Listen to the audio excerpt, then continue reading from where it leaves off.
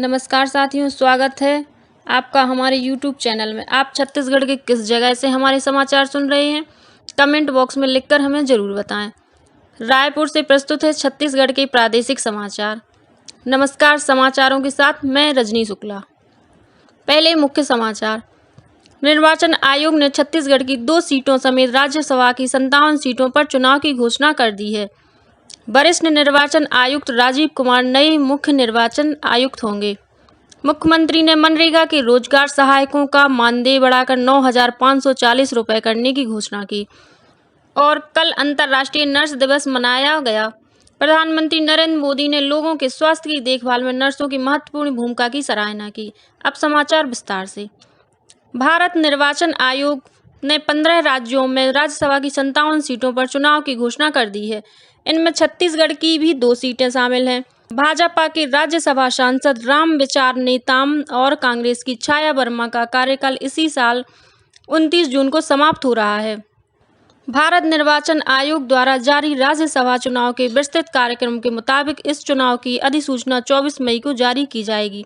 इसी के साथ नामांकन भरने की प्रक्रिया भी शुरू होगी।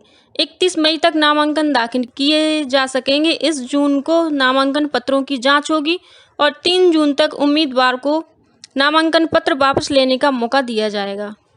जरूरत पड़ने पर 10 जून को मतदान कराया जाएगा। इसी दिन मतगणना के बाद विजयी उम्मीदवार की घोषणा कर दी जाएगी। वरिष्ठ निर्वाचन आयुक्त राजीव कुमार नए मुख्य निर्वाचन आयुक्त होंगे। राष्ट्रपति रामनाथ कोविंद ने आज उनकी नियुक्ति को मंजूरी दी। श्री कुमार इस महीने की 15 तारीख को मुख्य निर्वाचन आयुक्त का पदभार संभालेंगे। वे सुशील चंद्रा का स्थान लेंगे, जो इस महीने की 14 तारीख को सेवानिवृत्त हो रहे हैं।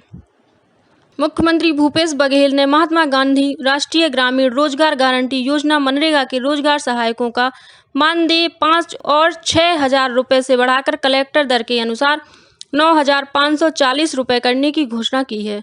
मुख्यमंत्री ने कल रायपुर में मनरेगा के रोजगार सहायकों के एक प्रतिनिधिमंडल से चर्चा के दौरान यह घोषणा की।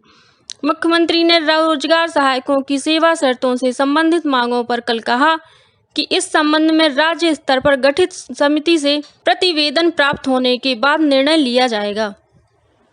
जमीन मुआवजा प्रकरण में रायपुर के पंडित रविशंकर शुक्ल विश्वविद्यालय को हाई कोर्ट से बड़ी राहत मिली है।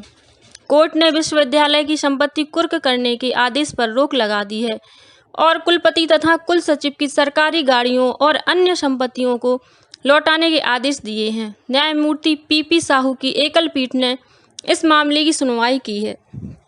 इस बीच राज्यपाल और कुलाधिपति अनुसुईया उइके ने रायपुर के पंडित रविशंकर शुक्ल विश्वविद्यालय की चल और अचल संपत्ति को कुर्क किए जाने के मामले में शासन को विधि अनुसार अविलंब जरूरी कार्यवाही करने के निर्देश दिए हैं। गौरतलब है कि रविशंकर शुक्ल विश्वविद्यालय और भूस्वामियों के बीच करीब 5 एकड़ जमीन के मुआवजे को लेकर विवाद चल रहा है। प्रदेश में रायपुर और बिलासपुर के शासकीय आयुर्वेदिक महाविद्यालय चिकित्सालय में मानसिक समस्याओं से जूझ रहे व्यक्तियों के लिए विशेष ओपीडी शुरू किया गया है। हर शुक्रवार को इस विशेष ओपीडी में मरीजों को आयुर्वेद से संबंधित उपचार और स्वास्थ्य जीवन शैली संबंधित मार्गदर्शक निःशुल्क दिया जा रहा है। आयुष संचालनालय के सहायक संचालक डॉक्टर विजय साहू ने बताया कि जरूरत के अनुसार मरीजों को पंचकर्म सेवाएं भी उपलब्ध कराई जाएंगी। बीजापुर जिले में सीआरपीएफ और जिला बल की संयुक्त गश्त पार्टी ने 5 किलो का आईईडी बरामद किया है। माओवादियों ने यह आईईडी एक प्रेशर कुकर में नीलसरनार थाना क्षेत्र के फंडरी गांव में इंद्रावती नदी पर निर्माणाधीन पुल के पास लगा रखा था। अतिरिक्त पुलिस अधीक्षक डॉक्टर पंकज शुक्ला ने इसकी पुष्टि करते हुए बताया कि सुरक्षा बलों को नुकसान पहुंचाने के लिए माओवादियों ने यह आईईडी लगाया था, जिसे बीडीएस की टीम ने निष्क्रिय कर दिया। आय से अधिक संपत्ति के मामले में जेल में बंद आईपीएस जीपी सिंह को छत्तीसगढ़ हाई कोर्ट ने जमानत दे दी है। हाई कोर्ट ने श्री सिंह को 50,000 के बांड पर सशर्त जमानत दी है। कोर्ट ने कहा कि जीपी सिंह राज्य के बाहर नहीं जाएंगे और सेशन कोर्ट का हाई कोर्ट में बुलाए जाने पर पेशी में उपलब्ध होंगे। गौरतलब है कि आय से अधिक संपत्ति मामले में ईओडब्ल्यू ने जीपी सिंह के घर पर छापा मारा था, जिसमें करीब 10 करोड़ रुपए की संपत्ति का पता चला था। इसके बाद उन्हें 11 जनवरी को नोएडा से गिरफ्तार किया गया था। ईओडब्ल्यू की इस कार्रवाई के बाद राज्य सरकार ने उन्हें निलंबित कर दिया था। कल अंतर्राष्ट्रीय नर्स दिवस मनाया गया। यह दिन पूरी दुनिया में समाज के लिए नर्सों के योगदान और स्वास्थ्य देखभाल के उपलक्ष्य में मनाया जाता है। यह दिन आधुनिक नर्सिंग की संस्थापक फ्लोरेंस नाइटिंगेल का जन्मदिन भी है। प्रधानमंत्री नरेंद्र मोदी ने लोगों के स्वास्थ्य की देखभाल में नर्सों के महत्वपूर्ण योगदान की सराहना की है। एक ट्वीट में उन्होंने कहा कि उनका समर्पण और करुणा अनुकरणीय है। छत्तीसगढ़ के मुख्यमंत्री भूपेश बघेल ने अंतर्राष्ट्रीय नर्स दिवस पर समर्पण और सेवा भाव की प्रतिमूर्ति सभी नर्सों को बधाई और शुभकामनाएं दी। प्रदेश में बीते 24 घंटों के दौरान हुए 2 अलग-अलग सड़क हादसों में 5 बारातियों की मौत हो गई, वहीं 22 अन्य लोग घायल हो गए हैं।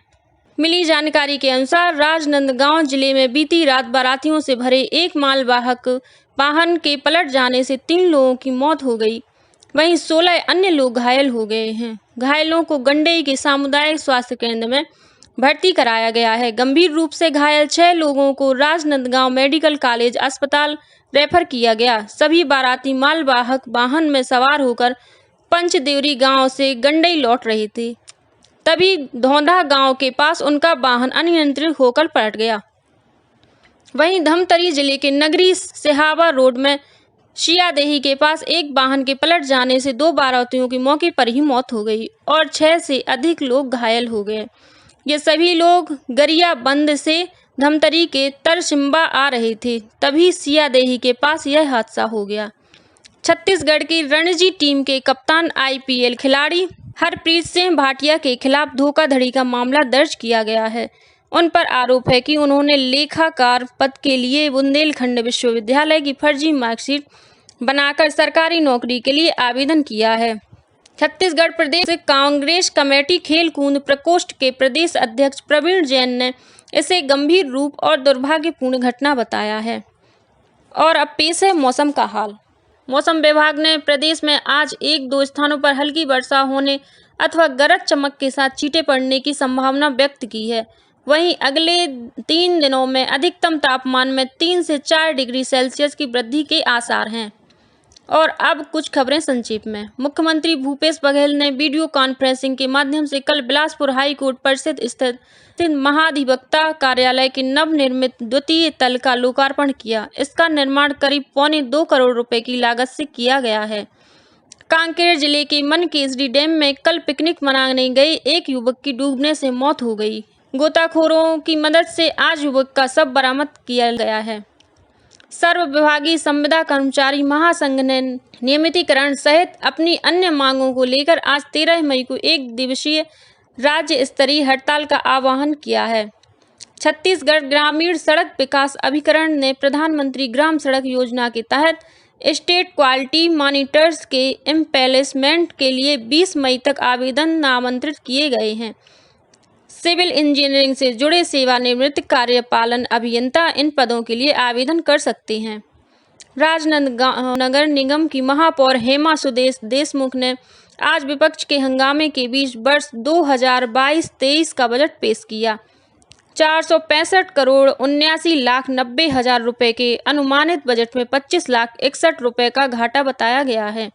जांजगीर चांपा के पुलिस अधीक्षक विजय अग्रवाल ने कल हाईवे पेट्रोलिंग के लिए 2 वाहनों को हरी झंडी दिखाकर वाहन रवाना किया। बलराम जिले के जनपद पंचायत राजपुर के ग्राम पंचायत अलखहीड़ा के तत्कालीन पंचायत सचिव मदन राम तिर्की को अनुचित तरीके से अपात्र व्यक्तियों को वन अधिकार पट्टा का लाभ दिलाने के आरोप में निलंबित कर दिया गया है। वहीं बिलासपुर जिले के ग्राम पंचायत नावा गांव की पंचायत सचिव ईश्वरी विजय को कार्य में लापरवाही बरतने के आरोप निलंबित कर दिया गया है।